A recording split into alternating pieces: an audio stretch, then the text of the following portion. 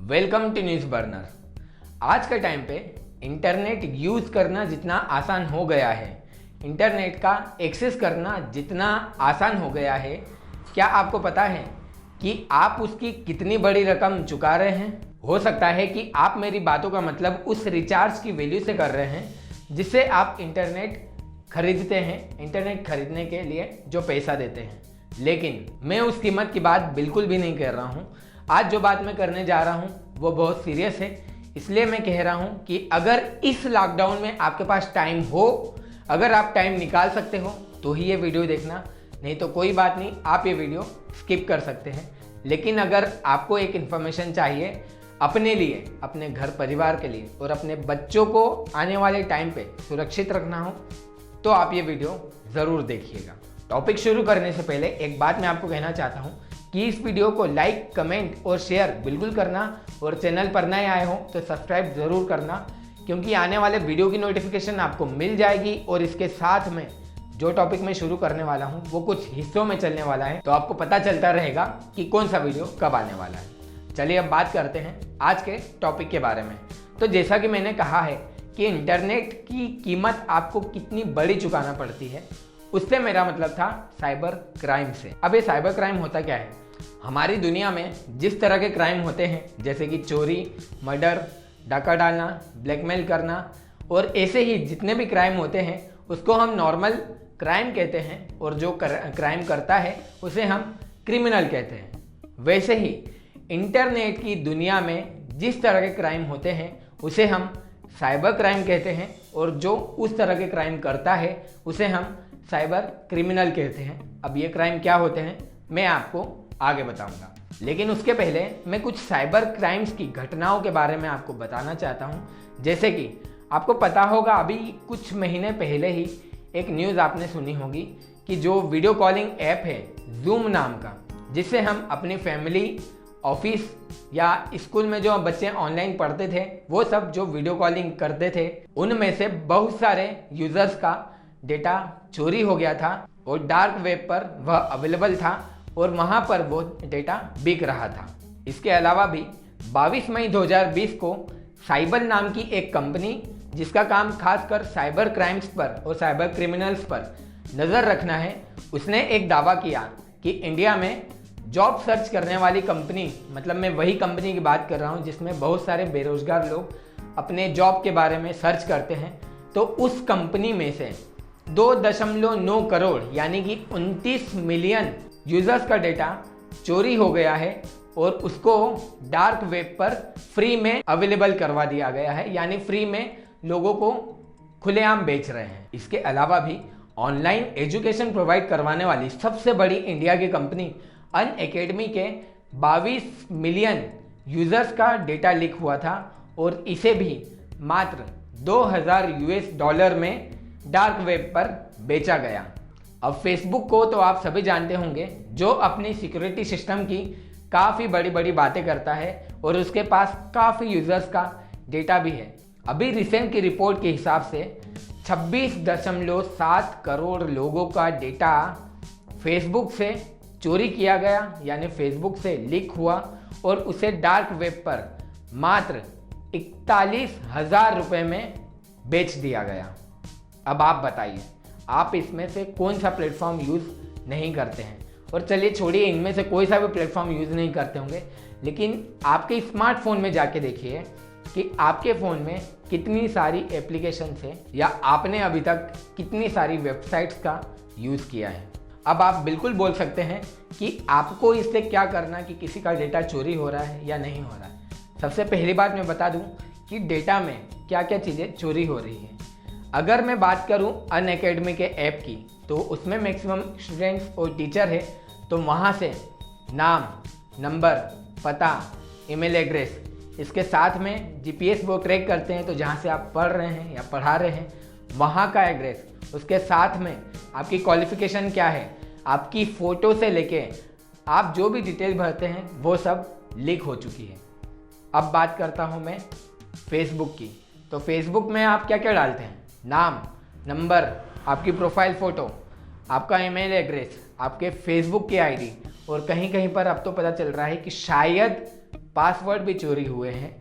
और इसके अलावा सबसे खास बात, आप जो जीपीएस उसमें ऑन करके रखते हैं ना, तो आपकी लाइव लोकेशन या आपकी लोकेशन भी वो लोग ट्रैक कर रहे हैं, या वहाँ से उन लोगों ने आपका एड्रेस भी चोरी कर लिया है। अब बात करता हूँ जॉब सर्च कंपनी की।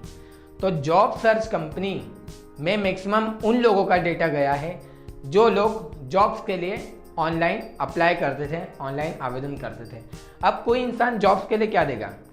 सबसे पहली बात, अपना नाम, अपनी फ़ोटो, अपना फ़ोन नंबर, अपने घर का पता, अपना ईमेल एड्रेस, इसके साथ में मैक्सिमम लोग आधार कार्ड या फिर अपना एक आईडी कार्ड भी लगाते थे, तो वो भी चोरी हो चुका है। और ये खाली एक जगह की बात नहीं है कि नहीं एक ही जगह से हुआ, ये इंडिया के मैक्सिमम बड़ी बड़ी सिटी से लेके छोटे छोटे शहर या गांव की बात कर लूँ, हर जगह से डेटा लीक हुआ है।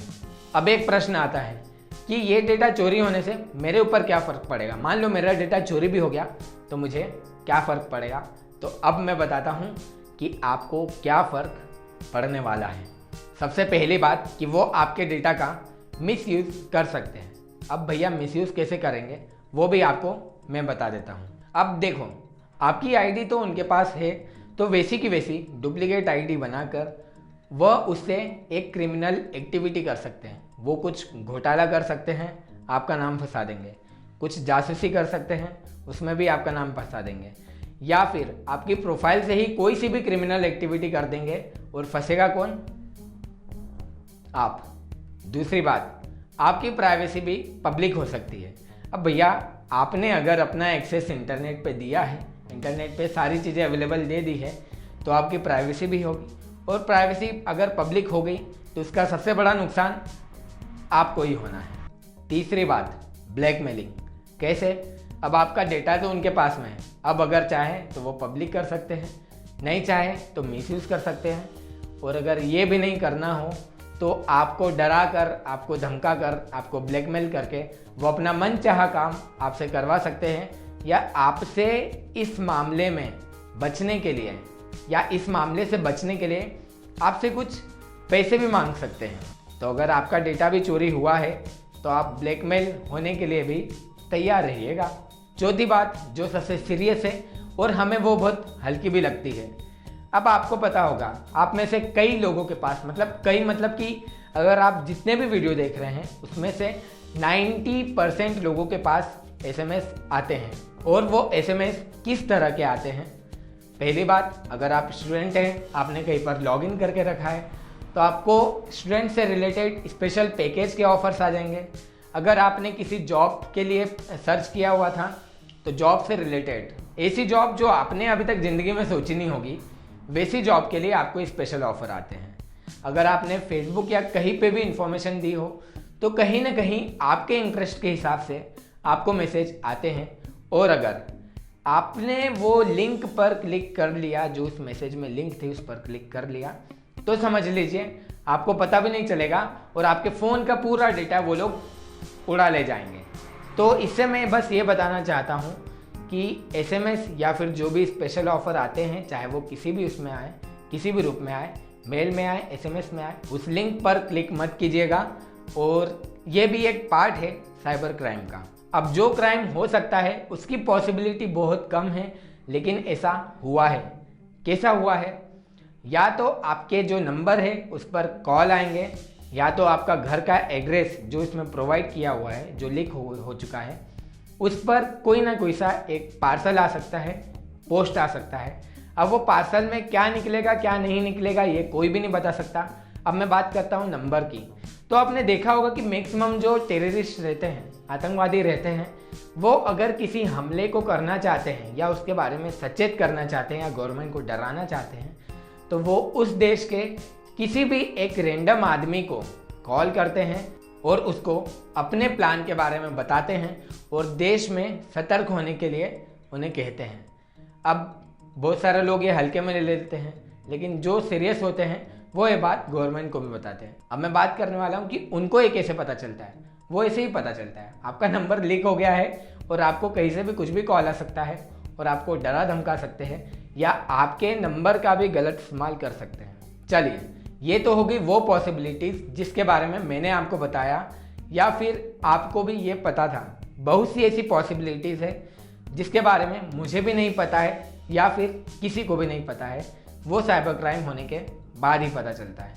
अब एक बात मैं आपसे पूछना चाहूँगा कि जब आप अपना पर्स किसी को हाथ लगाने नहीं देते हैं, खासकर किसी अनजान को, अपना फ़ोन किसी को हाथ तक नहीं लगाने देते हैं क्योंकि उसमें आपकी प्राइवेसी रहती है, तो आप अपनी निजी जानकारी किसी अनजान वेबसाइट के हाथ में कैसे दे सकते हैं जब आपको उसके बारे में पता तक नहीं है। चलिए, अब आप लोग बोलेंगे कि यार ये नहीं देंगे तो वो लोग लॉगिन नहीं करेंगे, तो इसके बारे में भी सॉल्यूशन है। बहुत सारे सॉल्यूशन हैं कि आप साइबर क्राइम किस तरह से रोक सकते हैं, तो इसके बारे में मैं अगले पार्ट में बिल्कुल बताऊंगा। मैं इस सीरीज़ में बताने वाला हूं कि साइबर क्राइम क्या होता है, किस तरह के साइबर क्राइम होते हैं, साइबर क्राइम अगर कोई करते हुए पकड़ा जाता है तो उन्हें क्या सज़ा होती है, अगर गलती से आप भी साइबर क्राइम कर रहे हैं तो आपको भी क्या सज़ा हो सकती है, और सबसे खास बात कि इस साइबर क्राइम से बचा के सजाए हम किस तरह से अपने आप को इस क्राइम में पार्ट होने से, भागीदार होने से, या इस क्राइम का विक्टिम बनने से अपने आप को बचा सकते हैं, उसके बारे में मैं आपको बिल्कुल बताऊंगा। जाते जाते एक बात और बोलना चाहूँगा, अगर आपके साथ या आपके आसपास में किसी के भी साथ साइबर क्राइम की कोई भी एक्टिविटी हुई है तो आप इस वीडियो के कमेंट में मुझे बिल्कुल बताना। हो सकता है आपकी इस जानकारी से दूसरे लोगों का भी भला हो जाए। आप तो फंस गए थे, लेकिन दूसरे लोग इससे कैसे बच सकते हैं उसके बारे में मैं एक सॉल्यूशन दे सकूं। लेकिन ये सीरीज़ मैं तभी बनाऊंगा जब आप में से बहुत सारे लोग इस वीडियो को शेयर करेंगे, लाइक और कमेंट बिल्कुल करेंगे कि आप इस वीडियो के बारे में, इसके बारे में क्या सोचते हैं। और शेयर इसलिए करना क्योंकि हो सकता है आपको इसकी ज़रूरत नहीं हो, लेकिन किसी न किसी को आपके आसपास जो है उसको इस वीडियो की बिल्कुल ज़रूरत होगी। तो इस इन्फॉर्मेशन को शेयर करना, लाइक करना, कमेंट करना। बिल्कुल बहुत जल्दी आता हूँ इसी सीरीज के आने वाले पार्ट में, जिसमें हम बात करेंगे कि साइबर क्राइम क्या होता है। मिलते हैं अगले वीडियो में। जय हिंद।